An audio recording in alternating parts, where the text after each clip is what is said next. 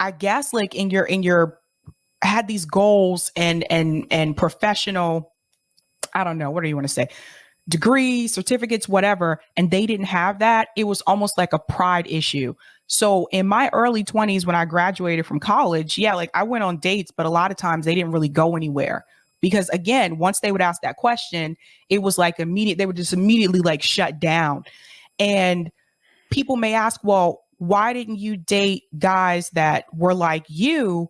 Most of the guys that by the time I graduated from college and they graduated from college, they were either already engaged because people down south, like they were getting engaged when I was in college, or they were already in a relationship. So most of the guys in my age group that were single were not coming from that area.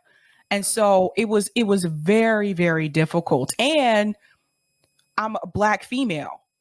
So it was just so many times where I would meet a guy and we would really like hit it off.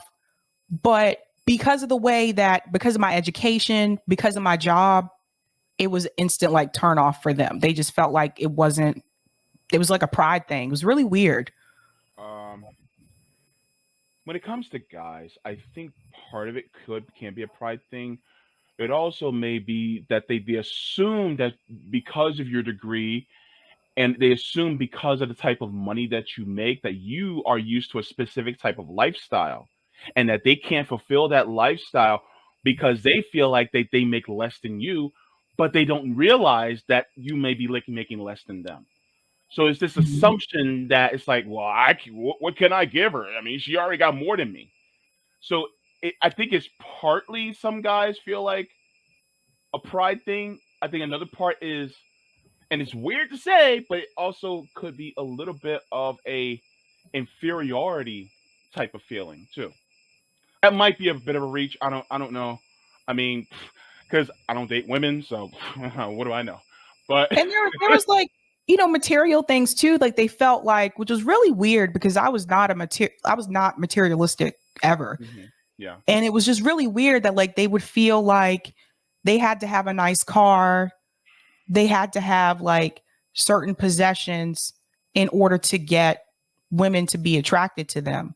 And I don't think what they didn't realize is like, yeah, I know you see that a lot in music videos, you see that a lot in movies. Society tells you that. But most of the women that I knew really didn't care if you had those things or not. Yeah.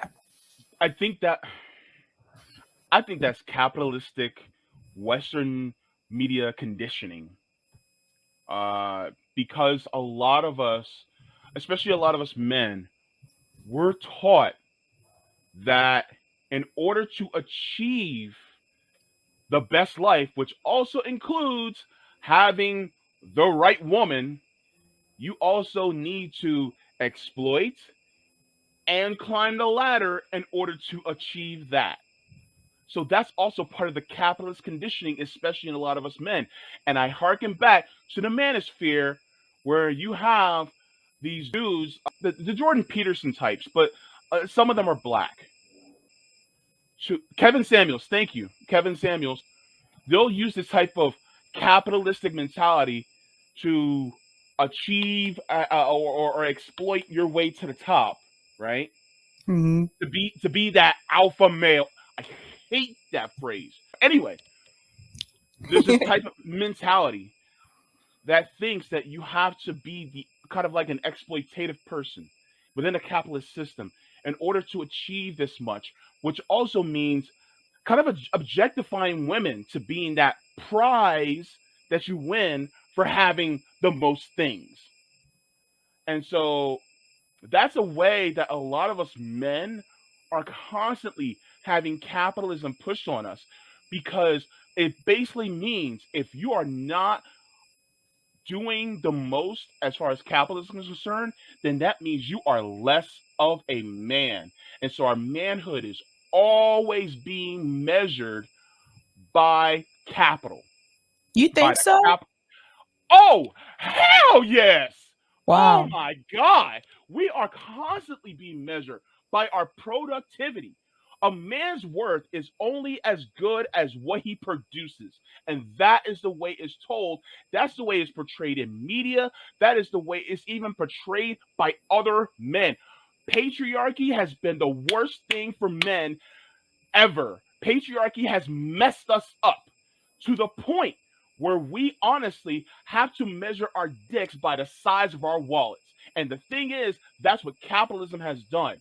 And it made it so to the point where because we have to measure it by that, then we avoid actually gaining emotional intelligence to actually take care of the people who we want to be with. So we kind of forego that. And so I think that's one of the biggest issues.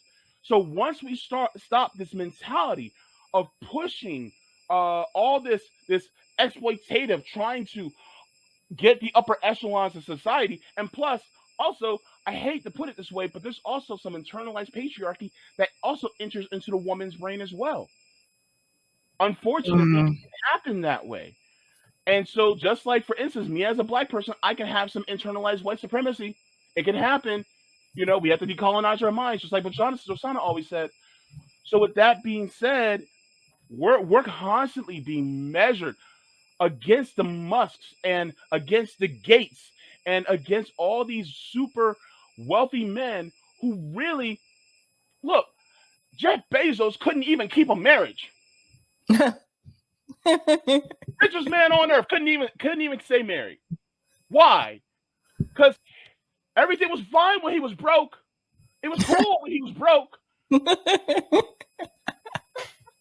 So my thing is like, that's the thing, is that capitalism is bad for men.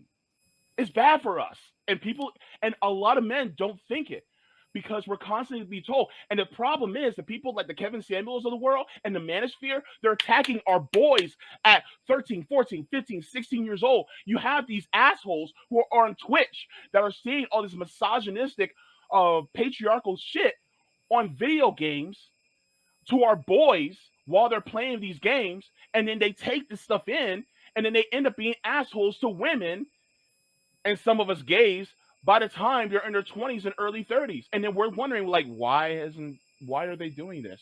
Well, because you have capitalists and you have people who are misogynistic who are not around when you're trying to inculcate the right things into them, saying these things into their ear.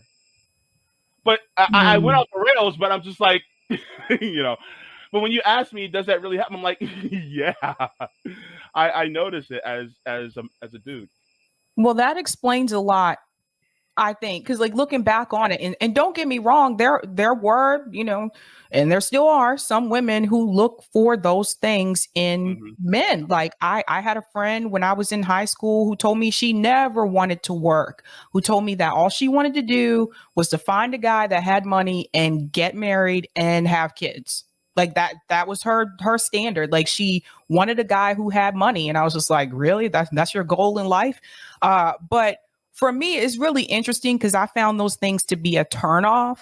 I really did. Like I was turned off from the guys, I think, that were very there's a difference between having confidence and being cocky. And the guys that were cocky, like, look at what I have, look at what I've done, that was a turnoff to me. And I think that's why for me, I mean, I just wanted to be with someone that was smart, someone that had a sense of humor, someone that liked sports, didn't have to play sports. I was not interested in athletes for that very same reason. I just told you a lot of times, some of them, they were pretty cocky. But someone that was just down to earth and chill. And like the money thing was never, like, it's funny. Like that was something I did not think about. And I didn't think about what they had either. But I do have to say, even for us women, I remember there was a song by TLC called No Scrubs. And I remember in the song, it said, if he's living at home with his mom. Oh, yes, I'm talking to you. Yeah. And when I look back, like in my generation, a lot of us were the boomerang kids. I think this was called. Boomerang Kids. There was a movie about it called Failure to Launch, right? So we were the ones, a lot of us, after college, we ended up moving back in with our parents, at least for like a year or so, to Yeah. save up money to get on our feet. And so, you know, that song, it came out, and I think it just kind of made some women feel like, oh God, he lives with his mom. Oh God, no, I would never date him. But not understanding what the situation may be. Maybe he's living at home with his parents because he had to move in back home after college to save up money, just like I did. And so why was it okay for me to do that? Why were guys okay for me doing that? But why were some women not okay with the guy doing that? Now let me ask you this question. This is